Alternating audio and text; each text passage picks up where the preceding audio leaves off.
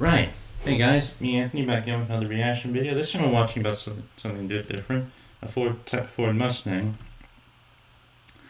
Now, have you've seen the thumbnail for this video, and yeah, here we are. You'll know what I'm talking about. This is about a Fox body Mustang, a mod you can get for it. Zimmer Golden Spirit, I believe it's called. Yeah. Anyways, yeah, I just found this video randomly, seeing all the others, and it intrigued me. So I've never seen a Mustang like that at all, so here we go. Let's find out.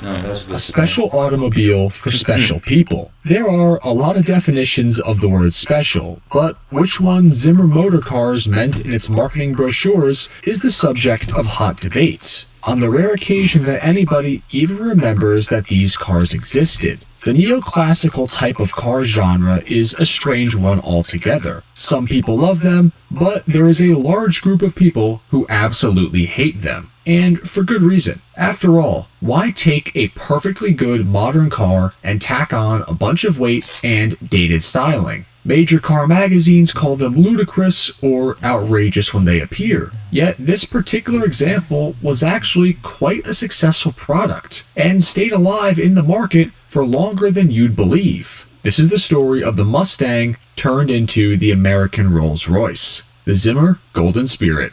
In 1976, Paul Zimmer, a wealthy luxury motorhome mogul, bought an Excalibur Series 3 Roadster, a modern car cloaked in 20s style. Based on the legendary Mercedes-Benz SSK, the Excalibur paired classic looks with contemporary underpinnings. The company behind it, founded by designer Brooks Stevens, had created a niche market for neoclassical cars, machines that looked like Gatsby-era cruisers but drove like a modern car. They were bold, theatrical, and wildly expensive. But Zimmer was hooked after he bought one. He didn't just admire the Excalibur, he saw an opportunity. Inspired by its blend of vintage glamour and modern performance, he launched his own brand. But instead of a Mercedes homage, he set his sights on creating a homage to the golden era of American pre-war luxury cars. In the early 80s, Zimmer Motor Cars was born. And for their first vehicle, he used the versatile, affordable, and generally V8-equipped Fox body Mustang as the base chassis to build upon. Since, let's be honest, there was no way they could afford to design a brand new car from scratch. And his version of this new neoclassical Mustang was going to be called the Golden Spirit.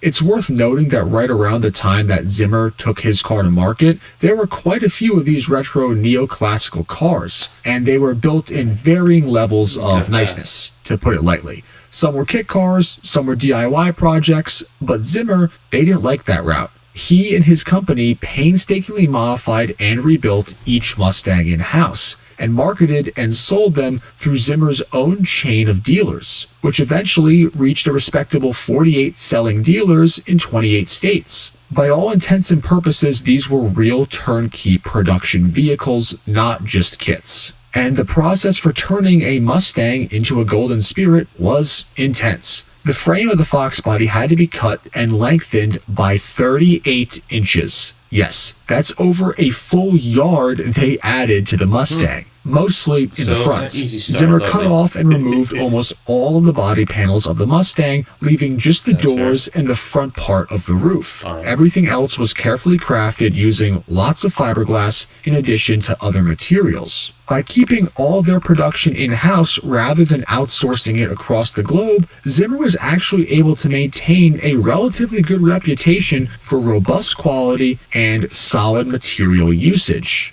which they needed because they were taking an $8,000 Mustang and turning it into a $65,000 MSRP luxury machine back in the 1980s. Which, to put into perspective, 65 grand in the early 80s, that was brand new Ferrari 308 money. These Zimmers were not by any stretch of the imagination cheap cars. As mentioned before, this new body that they used was a homage to the old pre-World War II cars, specifically the likes of Duesenberg, Packard, and a few others. The Zimmer's body featured a myriad of those old-school calling cards, like the gentle curves, swept-back wheel wells, wire wheels, a padded roof, a narrow vertical front grille, and those old school, mostly detached bumpers, a lavish hood ornament, visible horns, steps on the side, front-mounted spare tires, and even a redesigned trunk that looked like one of those old removable boxes that cars used to have. They did a lot. They spared really no expense doing this, and it did show, at least on the exterior.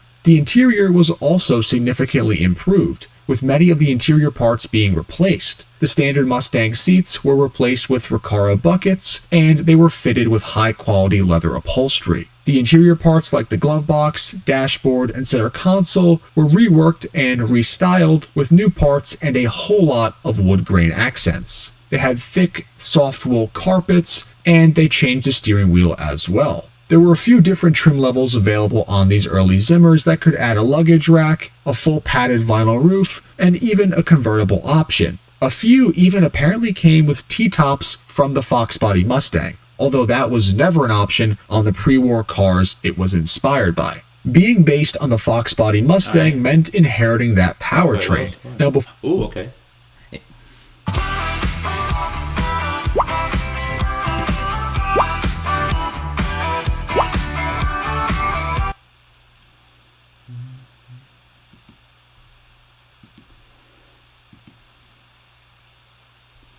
Now, before the Mustang GT debuted in 1982, the Zimmer Mustangs would have used the 4.2-liter V8, and then in 82 through 88, the Mustang GT used the 5-liter V8 as the base engine. Now, as far as I could find, there were no special high-performance Mustangs that were made into the Golden Spirits in that first generation. The power of the Fox body engines ranged from a lethargic 118 horsepower and 193 foot-pounds of torque in the early 80s up to 157 horsepower and 240 foot-pounds of torque in 82. And then, with gradual changes and the introduction of the 5-liter, they topped out at 225 horsepower and 330 foot-pounds of torque in 87 and 88. Now, these numbers weren't great. They were fine for the period, and they certainly were not helped by the fact that adding all of the length to this car and all the parts would turn the Golden Spirit into a 600-pound heavier Mustang. The 5-liter Fox bodies stock weren't particularly fast, so add all that weight and 38 inches to the car, that meant that it kinda handled more like a school bus than a pony car. Every Golden Spirit used an automatic transmission, and this generally tracked with the Mustang GT of the same year, although some parts had to be changed to deal with the longer wheelbase, like the driveshaft. All of the Golden Spirits from 1980 through 1988 used a 4-speed automatic. Anything that had to be changed to accommodate the weight, like spring rate adjustments and stuff, were done as far as I can tell, but outside of that, it was pretty much just a lengthened Fox body Mustang. What's truly inspiring, and maybe even baffling, is what they did not do under the hood. See, Zimmer may have transformed the body and done a ton of interior work into making this a 30s tribute, but when you popped the hood, it was— Damn it. Hang on a minute.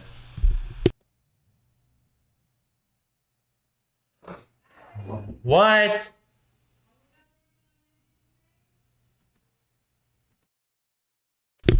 Right, sorry about that. My mother was calling me.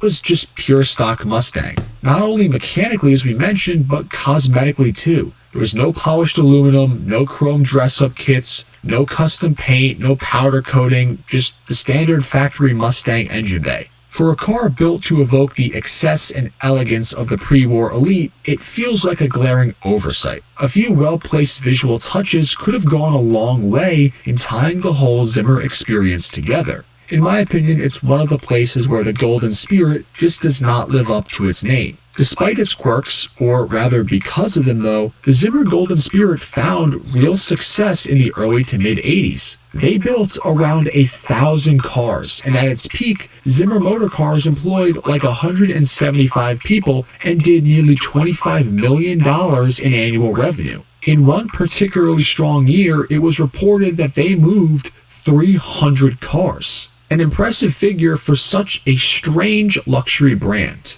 In 1986, buoyed by demand, Zimmer even expanded its lineup, launching a new model called the Quicksilver, which was a mid-engined neoclassic based on the Pontiac Fiero. But while sales held steady for a while, storm clouds were gathering. By 1987, small interior updates were introduced to freshen up the aging design of the Golden Spirit. Small things like a cup holder, padded armrest, built-in cassette tape stuff, nothing crazy, but internally Zimmer referred to these models as sort of the Generation 2, though that term can be misleading. Today, most enthusiasts actually use Gen 2 to refer to the later Zimmer Golden Spirits, the ones that would come after a major turning point, with all new styling based on a whole new generation of Mustang. So this 1987 refresh that was called the Gen 2, it was more of a slight mid-cycle facelift than a true leap.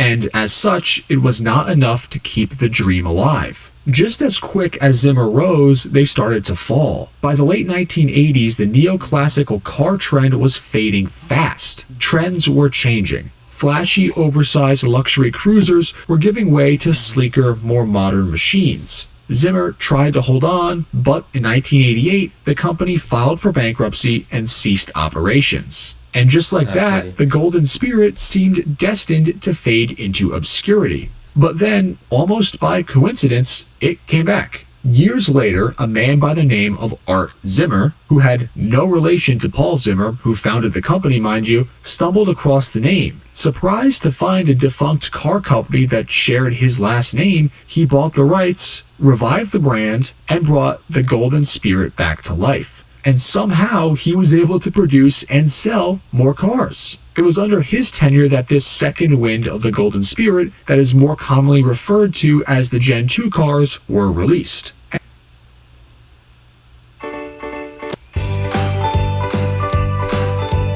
Sorry. That's just ridiculous. The Kia K4 and K5.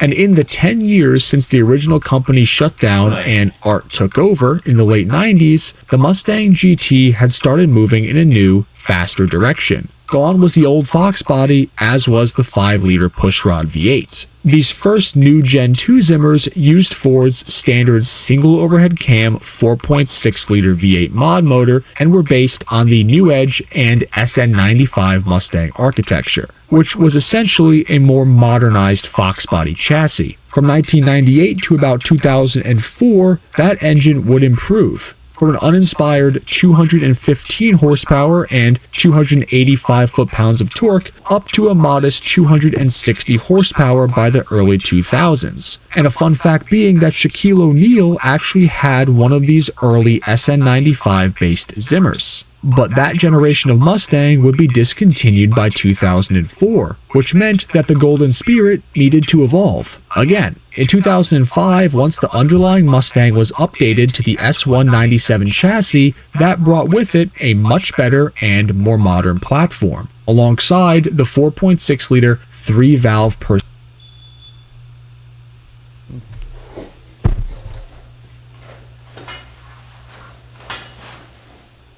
Oh. Sorry, there's someone outside. They can wait a minute.